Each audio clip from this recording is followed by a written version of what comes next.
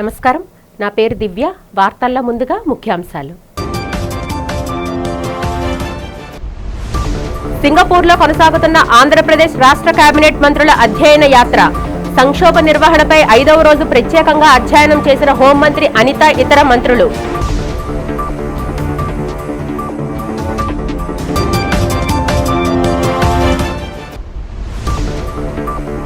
సింహాచల దేవస్థానంలో అత్యంత ఘనంగా జరిగిన శ్రీ చక్రవర్తి తిరుమగన్ తిరునక్షత్ర వేడుకలు. వైష్ణవ సాంప్రదాయంలో శాస్త్రోక్తంగా నిర్వహించిన అర్చక స్వాములు.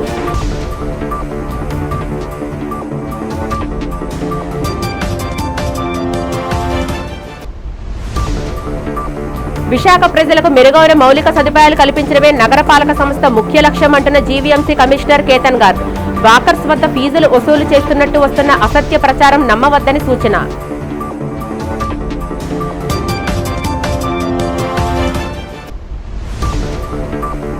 పార్వతీపురం మన్యం జిల్లా మక్కువ మండలంలో పర్యటించిన రాష్ట్ర మంత్రి గుమ్మిడి సంధ్యారాణి. రోడ్ల నిర్మాణ పనులు, అభివృద్ధి కార్యక్రమాలు పరిశీలన.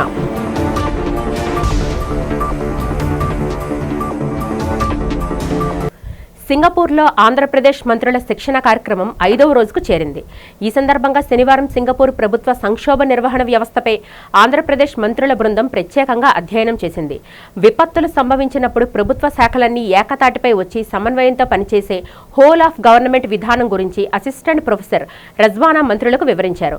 ముఖ్యంగా సంక్షోభ సమయాల్లో నాయకత్వ బాధ్యతలు, నైతిక నిర్ణయాల ప్రాధాన్యత మరియు రాబోయే ప్రమాదాలు ముందే ఊహించి సిద్ధంగా ఉండడం వంటి కీలక అంశాలపై ఈ సమావేశంలో సుదీర్ఘంగా చర్చించారు. ఈ శిక్షణ కార్యక్రమంలో రాష్ట్ర మంత్రులు అచ్చెన్నాయుడు, బీసీ జనార్దన్ రెడ్డి, వంగలపూడి అనిత, సత్యకుమార్ యాదవ్, అనగాని సత్యప్రసాద్ పాల్గొన్నారు. సింహాచలం పుణ్యక్షేత్రం ఆధ్యాత్మిక శోభతో విరాజిల్లుతుంది. శ్రీ వరాహలక్ష్మి నృసింహస్వామి వారి దేవస్థానంలో శనివారం శ్రీ చక్రవర్తి తిరుమగన్ తిరునక్షత్ర వేడుకలు అత్యంత వైభవంగా శాస్త్రోక్తంగా నిర్వహించారు.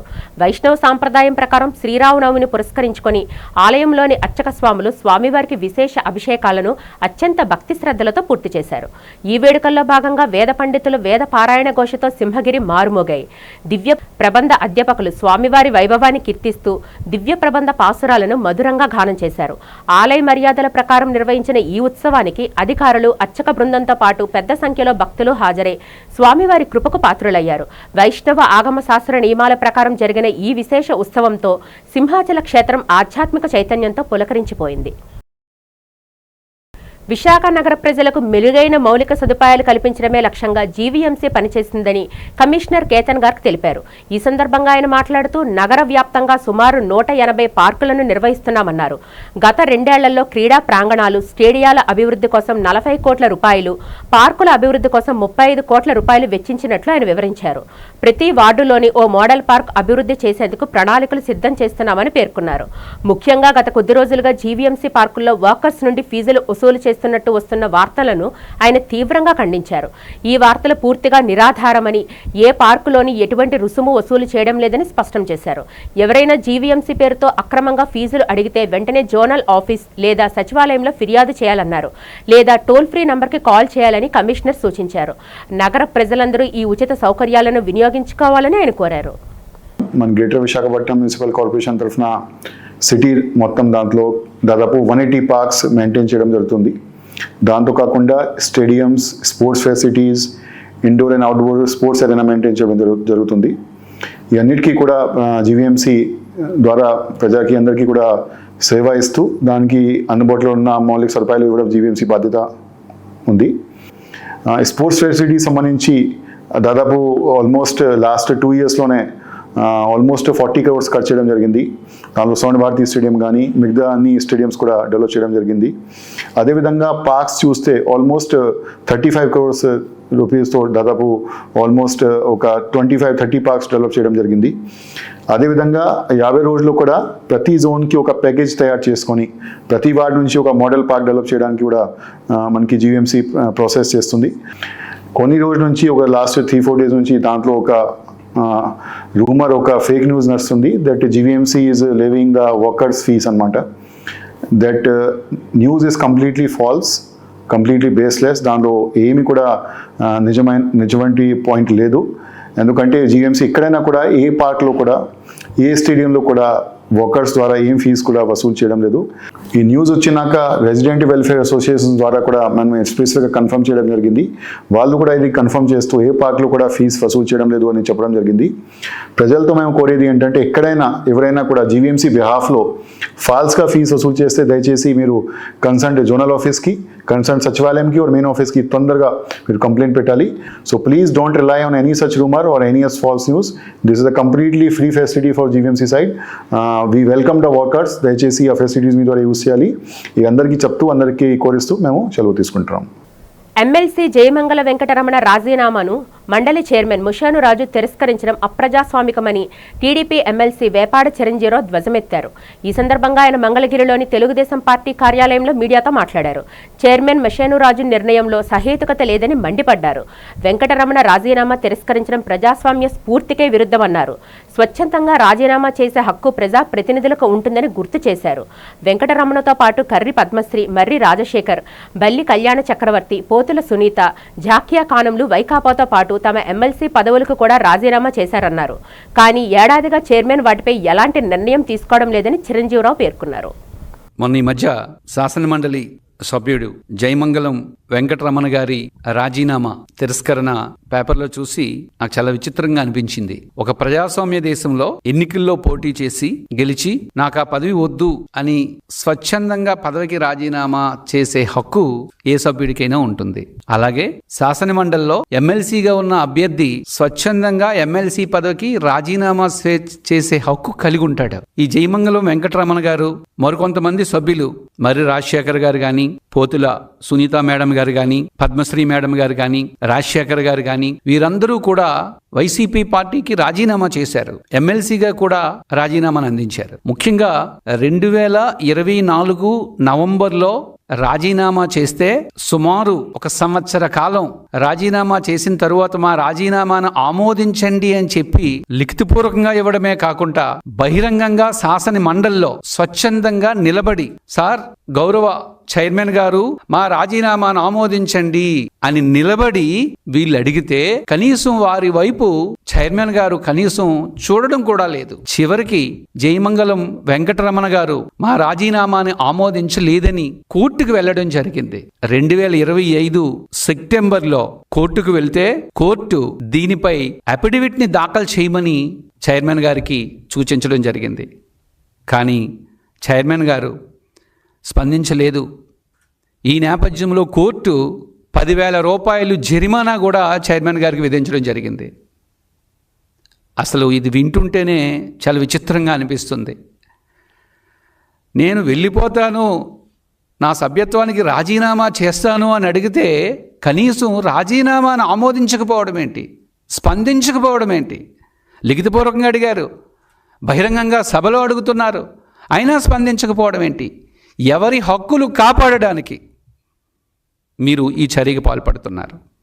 అసలు ఎక్కడైనా సరే ఒక కోర్టు చైర్మన్కి 10,000 రూపాయలు జరిమానా విధించే సందర్భాలు ఎక్కడైనా మనం విన్నామా? ఎంతో హుందాగా ఉండే ఆ చైర్మన్ పదవికి అది కలంకం కాదా? చాలా దారుణంగా ఉంది అది వింటుంటేనే మాకు. నిజానికి ఈ సభ్యులందరూ ఎన్నోసార్లు నిలబడి మా రాజీనామాను ఆమోదించండి అని అడిగినప్పటికీ ఎందుకు చైర్మన్ గారు రాజీనామాను ఆమోదించటం లేదు? ఎవరి ప్రయోజనాలు కాపాడడం కోసం మీరు చూస్తున్నారు? అదే మాకు అర్థం కావటం లేదు. చైర్మన్ గారు వారి ప్రవర్తన చాలా హుందాగా అనిపించేది మొదట్లో. అలా క్రమక్రమంగా చైర్మన్ గారు ఆ సీటుకి కలంకాన్ని తీసుకొస్తున్నారేమో అని మాకు అనిపిస్తుంది. ఈ సందర్భంలో ఒక ఉదాహరణ చెప్పాలి. 2008లో UPA 2 ప్రభుత్వం అధికారంలో ఉన్నప్పుడు అమెరికాకు సంబంధించి న్యూక్లియర్ డీల్ అనే అంశంపై ఓ వివాదం వచ్చినప్పుడు ఆ రోజు కమ్యూనిస్ట్ పార్టీలు, వామపక్షాలు కాంగ్రెస్కి మద్దతును ఉపసంహరించుకున్నాయి. రాష్ట్రంలోని నిరుద్యోగులకు ఇచ్చిన హామీ మేరకు వెంటనే నిరుద్యోగ భృతిని విడుదల చేయాలని డిమాండ్ చేస్తూ విశాఖ దక్షిణ నియోజకవర్గ సమన్వయకర్త మాజీ ఎమ్మెల్యే శ్రీ వాస్పల్లి గణేష్ కుమార్ ఆధ్వర్యంలో విశాఖలో భారీ నిరసన కార్యక్రమం నిర్వహించారు. నైట్ ఫుడ్ కోర్టు ప్రాంగణం నుంచి జీవీఎంసీ గాంధీ విగ్రహం వద్ద పార్టీ శ్రేణులు నిరుద్యోగులతో కలిసి భారీ ర్యాలీ నిర్వహించిన ఆయన ప్రభుత్వ వైఖరిపై తీవ్ర స్థాయిలో ధ్వజమెత్తారు. ఈ సందర్భంగా వాస్పల్లి గణేష్ కుమార్ మాట్లాడుతూ ప్రభుత్వం అధికారంలోకి వచ్చిన ఇన్ని రోజులు అవుతున్నా యువతకి ఉపాధి అవకాశాలు కల్పించడంలో ఆర్థికంగా ఆదుకోవడంలోనూ పూర్తిగా విఫలమైందని విమర్శించారు. నిరుద్యోగ యువతను వంచకుండా తక్షణమే వారికి రావాల్సిన భృతిని విడుదల చేయాలని, లేని పక్షంలో ప్రభుత్వం దిగువచ్చే వరకు పోరాటాన్ని ఉధృతం చేస్తామని హెచ్చరించారు. ఈ కార్యక్రమంలో క్రిస్టియన్ మైనారిటీ సెల్ రాష్ట్ర అధ్యక్షులు డాక్టర్ బొల్లవరపు జాన్ విస్లీ, నియోజకవర్గ పరిశీలకులు వీసం రామకృష్ణతో పాటు పలువురు మాజీ కార్పొరేటర్లు, పార్టీ నాయకులు మరియు భారీ సంఖ్యలో కార్యకర్తలు పాల్గొన్నారు. ఈ యువకుడు ఇది చూసి ఓటు వేశాడు. ఇది చూసి మేనిఫెస్టో, ఈ మేనిఫెస్టోలో ఏముంది? నిరుద్యోగులు 17 లక్షల మంది ఉన్నారు. అన్ఎంప్లాయ్మెంట్ ఎక్స్చేంజ్ ప్రకారంగా నేను ప్రతి ఒక్కరికి 3,000 ఇస్తా ఉన్నాడు. 20 లక్షల ఉద్యోగాలు ఇస్తా ఉన్నాడు. ఎవరు పెద్ద మనిషి? Once a liar is always a liar. Chandrababu Naidu అందరినీ మోసం చేస్తానే ఉన్నాడు అన్నమాట. 40 ఇయర్స్ ఇండస్ట్రీలో అందరినీ మోసం చేస్తూనే ఉన్నాడు. ఇంకో ఆ కుర్రోడి యొక్క డొమెసైల్ సర్టిఫికేట్, ఆ కుర్రోడి యొక్క ప్రొవిజన్ సర్టిఫికేట్, ఆ కుర్రోడి యొక్క మార్కుల సర్టిఫికేట్లు. ఇది పరిస్థితి. 3,000 అంటే ఈపాటికే కుర్రోడికి 36,000 సంవత్సరానికి అందాలి, 72,000 ఏమో 2 సంవత్సరాలకు అందాలి. అలాగా 2 సంవత్సరాలకి 5,040 కోట్ల రూపాయలు ఈ పాటికి వచ్చి ఉండాలి. వెరీ సింపుల్ ఫార్ములా, 2 రకమే ఇదంతా కూడా. చంద్రబాబు నాయుడు పయ్యావులు 2024-25 ఫైనాన్షియల్ ఇయర్కి బడ్జెట్లో చదివినప్పుడు మేము 65,000 కోట్ల రూపాయలు అప్పు చేశామన్నారు. CAG controller audit of general ఏమన్నారు? No no no it is 89 crores అని చెప్పేసి కంట్రోలర్ ఆడిట్ ఆఫ్ జనరల్ చెప్పారన్నమాట. 89 కోట్లు అప్పు చేశారని. అంటే సుమారు 25,000 కోట్ల రూపాయలు ఎక్కడ పెట్టారు మీరందరూ కూడా? నేను అడుగుతా ఉన్నాను సూటి ప్రశ్న. 25,000 కోట్లు ఎక్కడ పెట్టారు? 25,000 కోట్లు ఉంటే ఇలాంటి నిరుద్యోగులందరికీ కూడా నిరుద్యోగ భృతి ఇవ్వచ్చు ఈ పాటికే. ఇంకా దాంట్లో 20,000 కోట్లు ఉంటుంది. ఆడపిల్లలకి ఏమో 1,500 ఇస్తాం అన్నావు. 59 సంవత్సరాలు 18 సంవత్సరాలు వాళ్ళకి ఇవ్వచ్చు. 50 సంవత్సరాలుగా పెన్షన్ ఇస్తాం అన్నావు. బీసీలందరికీ వాళ్ళకి ఇవ్వచ్చు. అన్నీ మోసపూరితమైన మాటలు. ఈజ్ అ డిస్ట్రాయర్ ఆఫ్ యూత్ని నాశనం చేస్తామన్నాడు. ఇది క్షమించరాని విషయం. ఏ దేశంలో అయితే, ఏ రాష్ట్రంలో అయితే యూత్ని నష్టపరుస్తావో ఆ రాష్ట్రం నష్టపోతుంది. ఇలాంటి అబద్ధపూరితమైన మోసాలతో ఈరోజు గద్దెనెక్కావు. అది ప్రజలందరూ కూడా గ్రహిస్తామన్నారు. మక్కువ మండల సీనియర్ నాయకులు డాక్టర్ మల్లీశ్వరరావుపై జరిగిన దాడిని రాష్ట్ర మంత్రి శ్రీమతి గుమ్మిడి సంధ్యారాణి తీవ్రంగా ఖండించారు. ఈ సందర్భంగా బాధితుడిని స్వయంగా పరామర్శించిన మంత్రి ఈ ఘటనకు సంబంధించి సూత్రధారులు, పాత్రధారులు ఎవరైనా సరే వదిలిపట్టకూడదని, వారిపై కఠిన చర్యలు తీసుకోవాలని పోలీస్ అధికారులను ఆదేశించారు. అనంతరం మక్కువ గ్రామంలో జరుగుతున్న రోడ్ నిర్మాణ పనులను ఆమె స్వయంగా పరిశీలించారు. ఫ్రీ బస్సు వల్ల మహిళలు ఎలా ఉపయోగం పొందుతున్నారో వారినే అడిగి తెలుసుకున్నారు.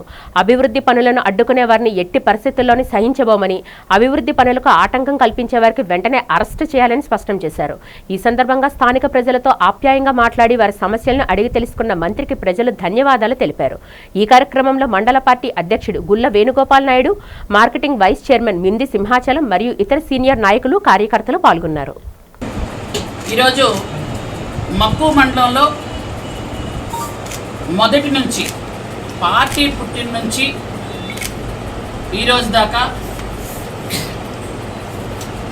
మనందరికీ కూడా తండ్రి సమానుడు డాక్టర్ గారు అయినటువంటి పట్నాల మల్లేశ్వర డాక్టర్ గారు ఈరోజు మక్కువలో 83 నుంచి పార్టీలో ఉంటూ మక్కువలో ఎన్ని ఒడిదొడుకులున్నా, ఎన్ని బెదిరింపులున్నా, ఎన్ని ఆటంకాలున్నా పార్టీని నమ్ముకుంటూ ఉన్న కార్యకర్తలకు అండదండగా ఉన్నటువంటి ఏకైక నాయకుడు ఎవరు అని అంటే మల్లేశ్వర డాక్టర్ గారు. దానిలో ఎటువంటి సందేహం లేదు.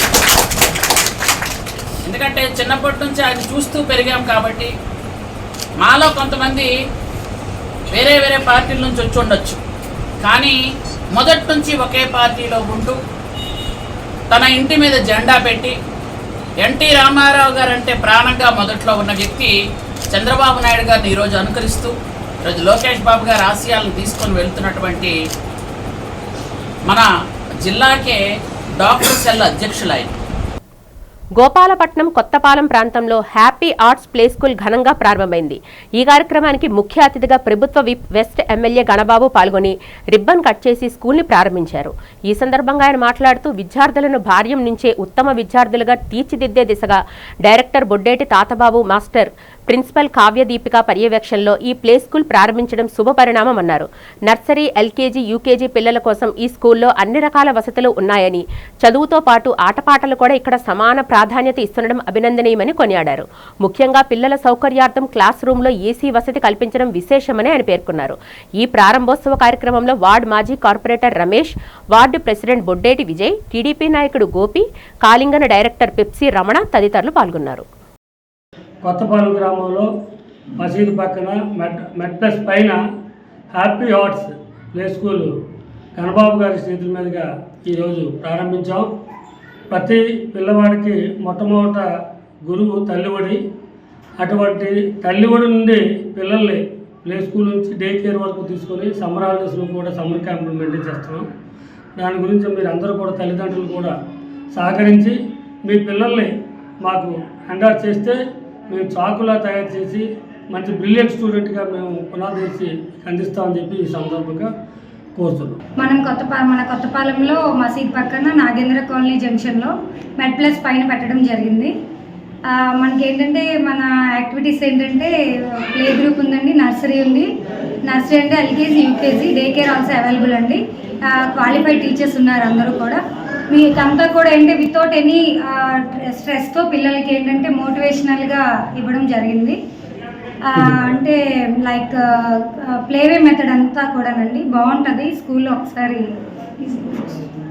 బిజీ బోర్డ్స్ అంతా కూడా పెగ్ బోర్డ్ గేమింగ్ కానీ, థంబ్ ప్రింట్ కానీ, ఫింగర్ ప్రింట్ కానీ, లీఫ్ ఆర్ట్ అనేవి మేము యాక్టివిటీ బేస్తో పిల్లల్ని అలాగా ముందుకు నడిపిస్తూ ఉంటాము. అది వచ్చేసి నెక్స్ట్ మే 1 నుంచి ఏంటంటే మనకి సమ్మర్ క్యాంప్ స్టార్ట్ అవుతుంది. డే 1 to 30th కూడా ఫుల్ ఆఫ్ మంత్ ఏంటంటే day 1 to day by day new యాక్టివిటీస్తో మనం స్టార్ట్ చేయడం జరుగుతుంది. సింహాచలం దేవస్థానానికి చెందిన 161 ఎకరాల భూమిని గూగుల్ సంస్థకు లీజ్ ఇవ్వడం ద్వారా 11 ఏళ్లలో 300 కోట్ల ఆదాయం సమకూరడంపై సింహాచలం మాజీ ట్రస్ట్ బోర్డు సభ్యుడు పాసర్ల ప్రసాద్ హర్షం వ్యక్తం చేశారు. ఈ సందర్భంగా ఆయన మీడియాతో మాట్లాడారు.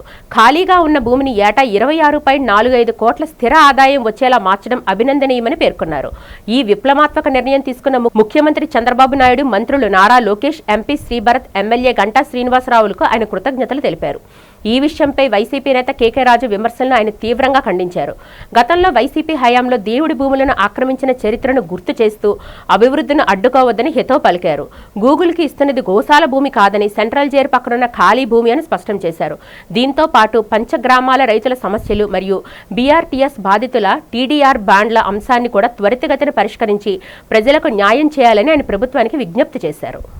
మన రాష్ట్ర ముఖ్యమంత్రి శ్రీ నారా చంద్రబాబు నాయుడు గారు, మన రాష్ట్ర హెచ్ఆర్డి మరియు ఇన్ఫర్మేషన్ టెక్నాలజీ శాఖ మార్చులు శ్రీ నారా లోకేష్ గారు, అదేవిధంగా స్థానిక ఎంపీ ఎం శ్రీభరత్ గారు, అదేవిధంగా స్థానిక ఎమ్మెల్యే శ్రీ గంటా శ్రీనివాసరావు గారు, అదేవిధంగా సింహాచల దేవస్థానం అనువంశిక ధర్మకర్త శ్రీ పోసుపాటే అశోక్ గజపతిరాజు గారు, మరి వీరందరూ కలిసి సింహాచలం భూముల్ని 161 ఎకరాలని గూగుల్ సంస్థకు లీజ్కి ఇవ్వడం ద్వారా 11 సంవత్సరాల్లో 300 కోట్లు రాబడి వచ్చే విధంగా ఒక మంచి ఆలోచన చేశారు.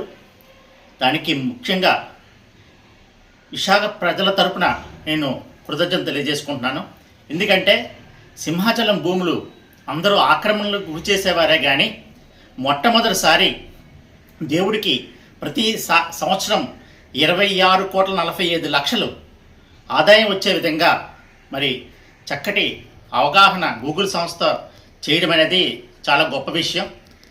ఎందుకంటే దేవుడి భూములు ఎక్కడ చూసినా అన్యాక్రాంతం. మరి ఈ రోజున వైసీపీ నాయకులు ప్రెస్ మీట్ పెట్టి ఖండిస్తున్నారు. వాళ్ళకి మినిమం అవగాహన లేదు.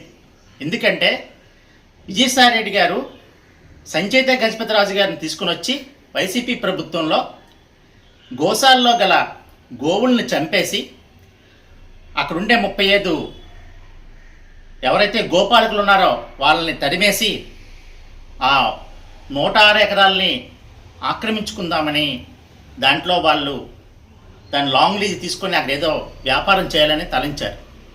దాన్ని మేము సమర్థవంతంగా అడ్డుకున్నాం తెలుగుదేశం పార్టీ తరఫున. గుంటూరు జిల్లా కలెక్టర్ సీఎం సాయికాంత్ వర్మ తన ఉదారతను చాటుకున్నారు. జిల్లా కలెక్టరేట్లో ఎస్ఆర్ శంకరన్ సమావేశ మందిరంలో శనివారం నిర్వహించిన ఎస్సీ ఎస్టీ దివ్యాంగుల ప్రత్యేక ప్రజా సమస్యల పరిష్కార వేదికలో అర్జీలు ఇచ్చేందుకు వచ్చిన దివ్యాంగులు తన వద్దకు రావడం కష్టమని గమనించిన కలెక్టర్ స్వయంగా వారి వద్దకు వెళ్లి అర్జీలను స్వీకరించారు. ఈ సందర్భంగా దివ్యాంగులు తమకు ప్రత్యేక భవనం కేటాయించాలని, ప్రభుత్వ కార్యాలయాల్లో ర్యాంపులు ఏర్పాటు చేయాలని కలెక్టర్ను కోరారు. దీనిపై సానుకూలంగా స్పందించిన ఆయన అర్హులైన వారికి సదరం సర్టిఫికెట్లు, ఉద్యోగ అవకాశాలు, వినికిడి పరికరాల పంపిణీలపై తక్షణ చర్యలు తీసుకుంటామని హామీ ఇచ్చారు.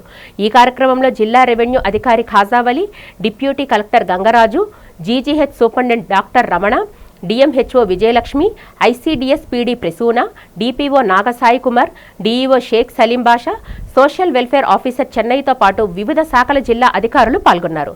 కలెక్టర్ నేరుగా తమ వద్దకు వచ్చి సమస్యలు వినడం పట్ల దివ్యాంగులు హర్షం వ్యక్తం చేస్తూ ఆయనకు కృతజ్ఞతలు తెలిపారు. టీడీపీ అధినేత చంద్రబాబుతో పాటు ఆ పార్టీ నేతలకు జగన్ నామజపం తప్పితే మరొకటి లేదని వైఎస్ఆర్ కాంగ్రెస్ పార్టీ రాష్ట్ర ఎస్సీ సెల్ అధ్యక్షులు, మాజీ ఎమ్మెల్యే టీజేఆర్ సుధాకర్ బాబు ఎద్దేవా చేశారు. వైసీపీ ప్రధాన కార్యాలయంలో జరిగిన మీడియా సమావేశంలో ఆయన మాట్లాడారు. 40 సంవత్సరాల రాజకీయం అనుభవం ఉన్న చంద్రబాబుకు సైతం నిద్ర పట్టకుండా జగన్ కలవర పెడుతున్నారని అన్నారు. అధికారంలోకి వచ్చిన 4 నెలల్లో విద్యుత్ ఛార్జీలు పెంచిన ఘనత చంద్రబాబుదేనని అన్నారు. రాష్ట్రంలోని కూటమి ప్రభుత్వ పాలనలో అభివృద్ధి కుంటుపడిందని విమర్శించారు. ప్రజా సంక్షేమాన్ని గాలికి వదిలేసి డైవర్షన్ పాలిటిక్స్ చేస్తున్నారని మండిపడ్డారు. రాష్ట్ర ప్రజలు తిరిగి జగన్ ముఖ్యమంత్రి కావాలని ఆకాంక్షిస్తున్నారని సుధాకర్ బాబు తెలిపారు. ముఖ్యమంత్రి స్థాయిలో చెప్పేటప్పుడు తప్పనిసరిగా ఆధారం ఉండాలి, రికార్డులలో ఆ గణాంకాలు ఉండాలి. ఆంధ్రప్రదేశ్ ప్రభుత్వ అధినేతగా చెప్పే లెక్క సరిగ్గా ఉండాలి. అదేం ఎన్నికల ప్రచారమో కాదు, ఇప్పుడు ఏమి ఎన్నికలు లేవు. కానీ సోద్యం ఏంటంటే ఈ రాష్ట్రంలో చంద్రబాబు నాయుడు గారికి, వారి కుమారుడికి, తెలుగుదేశం పార్టీ కేబినెట్ కి లేచినా జగన్ జపమే, కూర్చున్నా జగన్ జపమే, నిద్రలో కూడా జగన్ జపం. కానీ సభాష్ జగన్మోహన్ రెడ్డి గారిని నేను పూర్తిగా, తనకి 40 సంవత్సరాల అనుభవం ఉందని చెప్పుకునే చంద్రబాబు నాయుడిని నిద్రలో కూడా జగన్ జపం చేసేటట్లుగా చేసిన మొగాడు జగన్మోహన్ రెడ్డి. శుభకార్యమా అశుభకార్యమా, భూమి పూజోత్సవమా, ఇనాగరేషనా, ఒక భవనానికి సంబంధించిన ప్రారంభోత్సవమా, వాళ్ళ పార్టీకి సంబంధించిన వేదిక, ఓ మంత్రి వచ్చి కేబినెట్ యొక్క వివరాలు రాష్ట్ర ప్రజలకు చెప్పేదా? ఏ సందర్భం అన్నా కానీ వాళ్ళ గురించి వాళ్ళు చెప్పటం కన్నా మన నాయకుడు జగన్మోహన్ రెడ్డి గారి గురించి చెప్పటమే వాళ్ళకి ప్రధానమైన లక్ష్యం. ఇది పూర్తిగా జగన్మోహన్ రెడ్డి గారు సాధించిన రాజకీయ విజయం. జగన్మోహన్ రెడ్డి గారు జపం చేయకుండా చంద్రబాబు నాయుడు నిద్రపోవటం లేదు, వాళ్ళ కేబినెట్ నిద్రపోవటం లేదు, వాళ్ళ మంత్రివర్గం నిద్రపోవటం లేదు, వాళ్ళ అధికార ప్రతినిధులు నిద్రపోవటం లేదు. పూర్తి క్యాడర్ కింద నుంచి పై దాకా జగన్ జగన్ జగన్ జగన్. మేం చెప్పేది జగన్ అనే పదం ఓ 10 సార్లు వస్తే తెలుగుదేశం పార్టీ అనుకూల మీడియా, తెలుగుదేశం పార్టీ సంబంధిత మీడియా, తెలుగుదేశం పార్టీకి సంబంధించిన నాయక గణాలు వేల సార్లు జగన్ జపం చేస్తున్నాయి. నిన్న వెళ్ళింది రెన్యూ ఎనర్జీ గ్లోబల్ సంస్థ 3వ ప్రాజెక్టు శంకుస్థాపనకి. ఆ శంకుస్థాపన సమయంలో చంద్రబాబు నాయుడు రాష్ట్రంలో విద్యుత్ ఛార్జీల విషయాన్ని లేపాడు. అది అక్కడ అసందర్భం. పోనీ తన హయాంలో తను 3 సార్లు ఈ రాష్ట్రాన్ని పరిపాలించిన సమయాలలో తను ఏం చేశాడు, ఏ విధంగా విద్యుత్తుని, ప్రజలకు నాణ్యమైన విద్యుత్తుని అందించాడు, తక్కువ ధరకు ఎలా అందించాడో చరిత్ర చెప్పిండుంటే ఈ రాష్ట్ర ప్రజలు బాగా ఆనందపడేవాళ్ళు. ఎందుకంటే చరిత్ర చెప్పడు. ఎందుకు చెప్పడు? 2003వ సంవత్సరంలో తను గద్దె దిగటానికి ఏకైక కారణం ఏమని ఈ మధ్యనే ఏబిఎన్ రాధాకృష్ణ ఉదహరిస్తూ సాక్ష్యంతో ఏం చెప్పాడు? చంద్రబాబు నాయుడు తెచ్చిన 2003 సంవత్సరంలో తొలిసారిగా వైఎస్ఆర్ గారు ముఖ్యమంత్రి అయిన సందర్భంలో 2003 సంవత్సరంలో విద్యుత్ సంక్షోభం వచ్చింది. ఆ విద్యుత్ సంక్షోభం మీదన పెద్ద ఎత్తున ఉద్యమాలు జరిగినాయి. ఆ ఉద్యమాలప్పుడే చంద్రబాబు నాయుడు మదమెక్కిన రాజకీయ వ్యవహార శైలితో గుర్రాలతో ఆడవాళ్ళని కూడా చూడకుండా తొక్కిచ్చాడు, దెబ్బకి దిగిపోయాడు. ఇది చరిత్ర. అంటే చంద్రబాబు నాయుడు గారు తను ముఖ్యమంత్రి అయిన ప్రతిసారి విద్యుత్ యొక్క అంశంలో ఘోరంగా విఫలం చెందుతూ వచ్చాడనే దానికి నేను ఆ 2003 సంవత్సరాన్ని గుర్తు చేశాను. పార్వతీపురం మన్యం జిల్లా జియల్పురం మండలం దుమ్మంగి గ్రామ రైతాంగ దశాబ్దాల నిరీక్షణకు తెరపడనుంది. నిర్వహణ లేక పూడికతో శిథిలావస్థకు చేరిన దుమ్మంగి రిజర్వాయర్కు ప్రభుత్వం జలధార పనుల ద్వారా పునర్వైభవం కల్పిస్తుంది. యుద్ధ ప్రాతిపదికన సాగుతున్న ఈ ఆధునీకరణ పనులతో రిజర్వాయర్ నీటి నిల్వ సామర్థ్యం పెరగడమే కాకుండా శిథిలమైన స్లూయిస్ మార్గాలు, సర్ప్లస్ వీర్లు కొత్త రూపును సంతరించుకుంటున్నాయి. నీటి వృధాన్ని అరికడుతూ ఫీడర్ ఛానల్ ప్రక్షాళన చేపట్టడం వల్ల సుమారు 112 ఎకరాల ఆయకట్టుకు, ముఖ్యంగా చివరి భూములకు కూడా సమృద్ధిగా సాగునీరు అందనుంది. ఈ ప్రాజెక్టు పూర్తి కావడంతో కేవలం వర్షధార పంటలే కాకుండా వేసవిలో రెండో పంటను కూడా సాగు చేసుకునే వెసులుబాటు రైతులకు కలుగుతుంది. అంతేకాకుండా చుట్టుపక్కల ప్రాంతాల్లో భూగర్భ జలమట్టం పెరిగిన బావులు, బోర్వెల్స్ జలకాలను సంతరించుకోనున్నాయి. సాగునీటి కష్టంతో గతంలో వలస వెళ్లిన రైతులకు ఈ రిజర్వాయర్ పునరుద్ధరణ ఓ భరోసాగా మారి వారి జీవితాల్లో సరికొత్త ఆశలు చిగురింపచేస్తుంది. మాజీ మంత్రి వైఎస్ వివేకానందరెడ్డి హత్య కేసును గుండెపోటుగా చిత్రీకరించాలని చూసినట్టే వైకాపా నాయకుడు పెద దస్తగిరి హత్యను గంజాయి ముఠా గొడవగా చూపుతున్నారని ప్రభుత్వ సలహాదారు ఎంఏ షరీఫ్ ధ్వజమెత్తారు. తనకు న్యాయం చేయాలని పెద దస్తగిరి భార్య వేడుకుంటుంటే ఆమె వైకాపాకు క్లీన్ చిట్ ఇచ్చినట్టు సామాజిక మాధ్యమాల్లో ఆ పార్టీ నాయకులు తప్పుడు ప్రచారం చేస్తున్నారని మండిపడ్డారు.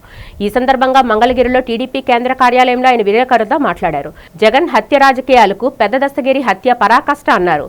పోలీసుల విచారణ ప్రారంభం కాకుండానే అతని మృతికి గంజాయి ముఠానే కారణమని సాక్షి పత్రికలో తప్పుడు వార్తలు రాస్తూ విష ప్రచారం చేస్తూ హంతకుల్ని కాపాడాలని ప్రయత్నిస్తున్నారని ఆరోపించారు. జగన్ మేనమామ రవీంద్రనాథ్ రెడ్డి అక్రమంగా వేసిన వెంచర్ల విక్రయాల్లో పెద దస్తగిరి కీలకంగా వ్యవహరించారన్నారు. ఆయన ఇంట్లో దొరికిన 100 కోట్ల ఆస్తుల లావాదేవీలే హత్యకు కారణమయ్యాయని ఎంఏ షరీఫ్ పేర్కొన్నారు.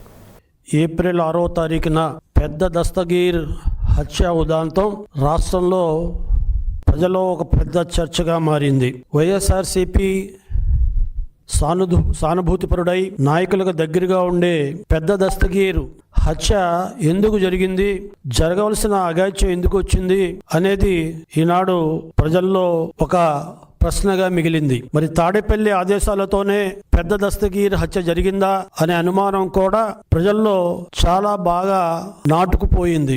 ఏ రకంగా అయితే ఈనాడు ప్రతిపక్షంలో వచ్చిన తర్వాత రఫా ఆడిస్తాం, గంగమ్మ జాతరలో ఏ రకంగా పొట్టేలను బలిస్తామో ఆ రకంగా బలిస్తాం అని ఏదైతే రెచ్చిపోయి ఈనాడు వైఎస్ఆర్సీపీ నాయకులు కార్యకర్తలు మాట్లాడుతున్నారో దానికి అనుగుణంగానే ఈ హత్య జరిగినట్టు ఈరోజు అనుమానం కలుగుతుంది. అనకాపల్లి జిల్లా పోలీస్ శాఖలో విషాదం నెలకొంది. Paravada special branch head constable గా విధులు నిర్వహిస్తున్న కేపీఆర్వీఎన్ ప్రసాద్ శనివారం ఉదయం జరిగిన రోడ్డు ప్రమాదంలో దురదృష్టవశాత్తు మరణించారు. సబ్బవరం మండలం ఇరవాడ వద్ద జాతీయ రహదారిపై విధి నిర్వహణకు బైక్పై వెళ్తుండగా వెనుక నుంచి వచ్చిన కారు వేగంగా ఢీకొట్టడంతో ఆయన అక్కడికక్కడే ప్రాణాలు కోల్పోయారు. 2000 బ్యాచ్కు చెందిన ప్రసాద్ గతంలో విశాఖ సిటీలో పలు విభాగాల్లో పనిచేసి ప్రస్తుతం అనకాపల్లి జిల్లాలో అత్యుత్తమ సేవలు అందిస్తున్నారు. ఈ ఘటనపై జిల్లా ఎస్పీ తుహిన్ సిన్హా తీవ్ర దిగ్భ్రాంతి వ్యక్తం చేస్తూ మృతుని కుటుంబ సభ్యులకు తన ప్రగాఢ సానుభూతిని తెలియజేశారు.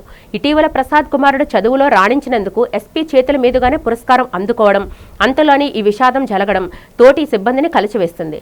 నిబద్ధత గల అధికారిని కోల్పోవడం పోలీస్ శాఖకు తీరని లోటని పేర్కొన్న అధికారులు బాధిత కుటుంబానికి అన్ని విధాలా అండగా ఉంటామని భరోసా ఇచ్చారు. ఆంధ్ర యూనివర్సిటీ శతాబ్ది వేడుకల్లో ఎన్బీఎం న్యాయ కళాశాల 5 ప్రతిష్టాత్మక అవార్డులతో పాటు ఉత్తమ అనుబంధ కళాశాలగా నిలిచి తన ప్రతిభను చాటుకుంది. ఈ చారిత్రాత్మక విజయంపై సీతమ్మదార్లో కేఎస్ఆర్ ఫంక్షన్ హాల్లో ప్రిన్సిపల్ డాక్టర్ బి గాయత్రి ఆధ్వర్యంలో ఘనంగా విజయోత్సవ వేడుకలు నిర్వహించారు. ఈ సందర్భంగా డీన్ డాక్టర్ డివి రమణ మాట్లాడుతూ సమిష్టి కృషితో ఈ విజయ శిఖరాలను అధిరోహించామని, సమాజానికి న్యాయం చేసే విలువలతో కూడిన న్యాయవాదులను తయారు చేయడమే తమ లక్ష్యమని పేర్కొన్నారు. ఇప్పటి వరకు ఈ కళాశాల నుంచి 5,000 మందికి పైగా న్యాయవాదులు పట్టభద్రులయ్యారని, వారిలో ఎందరో హైకోర్టు న్యాయమూర్తులుగా, న్యాయవేత్తలుగా కీలక బాధ్యతలు నిర్వహిస్తున్నారని ఆయన వెల్లడించారు. కార్యక్రమంలో భాగంగా డీన్ డాక్టర్ డివి రమణకు ప్రత్యేక award, assistant principal doctor M సత్యసాగర్కు ఉత్తమ ఉపాధ్యాయ అవార్డుతో పాటు పూర్వ విద్యార్థి డాక్టర్ వై ఉమాశంకర్, విద్యార్థిని హిమబిందులను ఘనంగా సన్మానించారు. విద్యా ప్రమాణాలను భవిష్యత్తులో మరింత మెరుగుపరుస్తామని ప్రిన్సిపల్ డాక్టర్ బి గాయత్రి స్పష్టం చేశారు. విద్యార్థులు మరియు పూర్వ విద్యార్థులు కళాశాల విజయాన్ని ఉత్సాహంగా జరుపుకున్నారు. వార్తలు ముగించే ముందు ముఖ్యాంశాలు మరొకసారి చూద్దాం. సింగపూర్లో కొనసాగుతున్న ఆంధ్రప్రదేశ్ రాష్ట్ర కేబినెట్ మంత్రుల అధ్యయన యాత్ర. సంక్షోభ నిర్వహణపై 5వ రోజు ప్రత్యేకంగా అధ్యయనం చేసిన హోంమంత్రి అనిత, ఇతర మంత్రులు.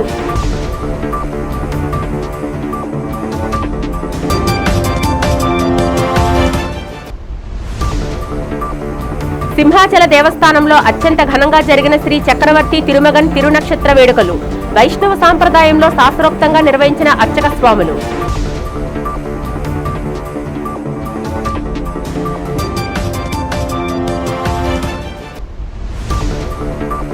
విశాఖ ప్రజలకు మెరుగైన మౌలిక సదుపాయాలు కల్పించడమే నగరపాలక సంస్థ ముఖ్య లక్ష్యం అంటున్న జీవీఎంసీ కమిషనర్ కేతన్ గారు. వాకర్స్ వద్ద ఫీజులు వసూలు చేస్తున్నట్టు వస్తున్న అసత్య ప్రచారం నమ్మవద్దని సూచన.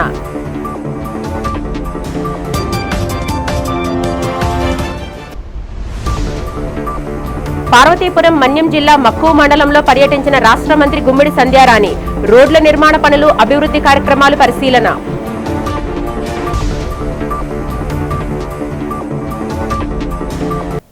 ఈ వార్తలు ఇంతటితో సమాప్తం. నమస్కారం.